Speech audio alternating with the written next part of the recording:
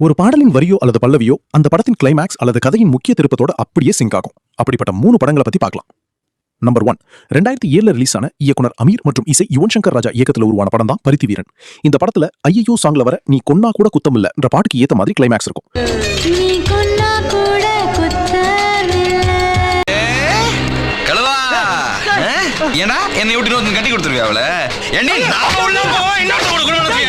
Number 2, 1999 வெளியான இயக்குனர் பாலா மற்றும் இசையமைப்பாளர் இளையராஜா இயக்கத்துல உருவான படம் தான் சேது.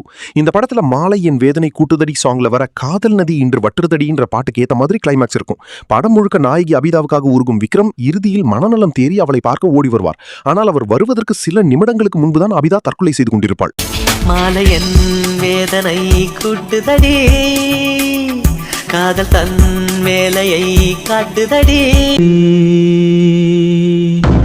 பறந்ததே மறந்ததே. நம்பர் 3, 2003 வெளியான இயக்குனர் கௌதம் வாசுதேவ் மேனன் மற்றும் இசையமைப்பாளர் ஹாரிஸ் ஜெயராஜ் இயக்கத்தில் உருவான படம் தான் காக்க காக்க. இந்த படத்துல 1 2 ஆசைகள் எல்லாம் சொல்லவே ஒரு நாள் போதுமா என்ற பாட்டுக்கு ஏத்த மாதிரி கிளைமேக்ஸ் இருக்கும். படம் தொடங்கும் போதே சூர்யா ஆற்றில் அடிபட்டு என் வாழ்க்கையில 2 விஷயம் தான் முக்கியம் என்று ஜோதிகாவையும் தன் போலீஸ் வேலையையும் பற்றி பேசுவார். கிளைமேக்ஸில் ஜோதிகா வில்லனால் கொடூரமாக கொல்லப்படுவார். அவர்கள் வாழ்ந்த சில நாட்களிலேயே அத்தனை ஆசைகளையும் காதலையும் காட்டிவிட்டு இறுதியில் அந்த ஆசைகள் எல்லாமே நிராசையாக முடிந்துவிடும்.